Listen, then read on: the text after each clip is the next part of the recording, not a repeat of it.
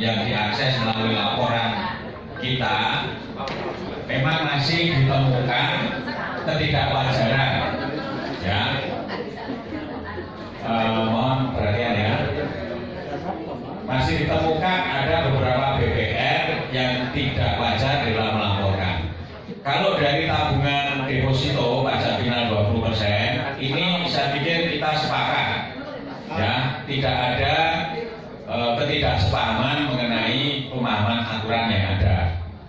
Yang ada justru mungkin dari kita akui saja pelaku usaha barangkali masih ada simpanan di atas 7,5, tetapi kemudian dilakukan pemecahan-pemecahan sehingga untuk tujuannya memindahkan pajak yang itu mungkin permintaan dari nasabah, kalau tidak kita penuhi nanti nasabah menarik dananya dan sebagainya.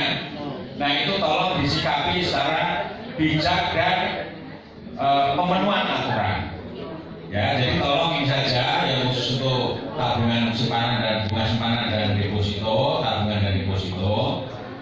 Tetapi sebagai informasi Ibu Irma, BPR ini regulasinya sudah semakin maju termasuk di bidang IT. Kalau yang saya ketahui saat ini kita sudah semakin menuju kepada single CIF, ya, Customer Identification Phase, yang itu menunjukkan bahwa satu nasabah hanya mempunyai satu nomor CIF. Artinya tidak mungkin kita melaporkan nomor CIF double, ya. Nah, sebenarnya ini kalau semua BPR sudah melaksanakan ketentuan ini, dan ini juga dari OJK, tentu ini mengurangi kemungkinan rekayasa seperti tadi. Nah, ini saya harapkan dalam forum ini ke depan yang seperti itu tolong dihindari lah, ya. Kalau misalnya nasabah terpaksa harus narik dananya, kalau kita kompak, mereka tidak bisa masuk juga ke BPR lain yang mau dipecah. Akhirnya ya mereka akan pilih memenuhi aturan, kan gitu. Jadi ini saya kira clear kalau itu, Ibu, mengenai itu saya kira clear ya Pak ya.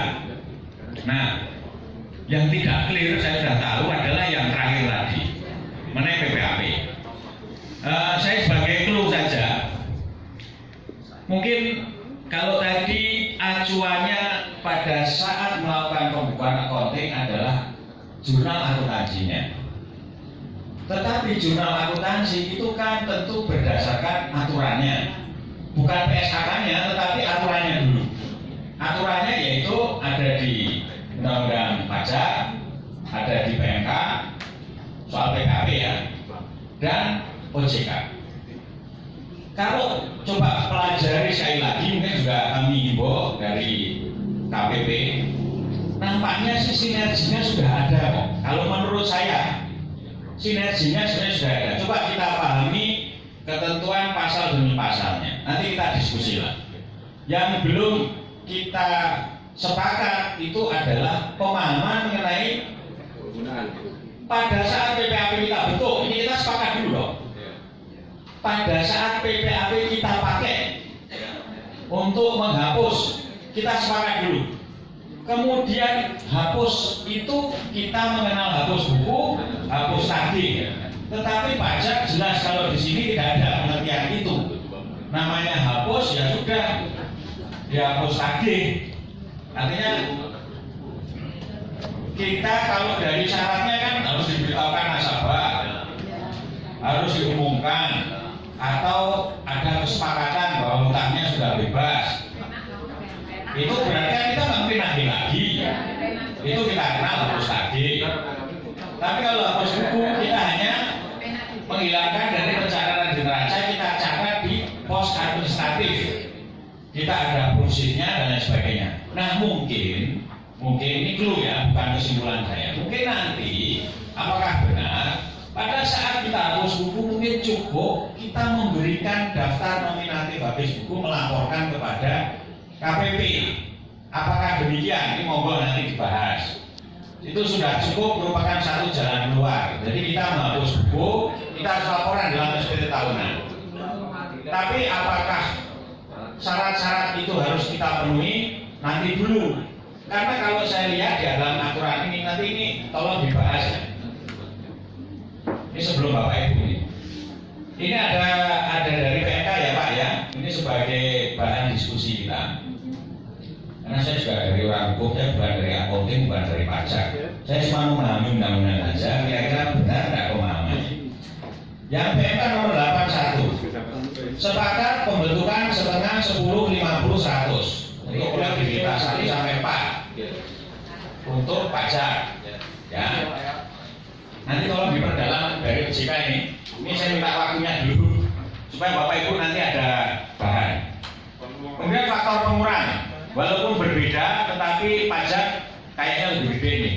Setinggi-tingginya 75% dari nilai agunan tapi dipres ya. Nampaknya juga tidak ada permasalahan.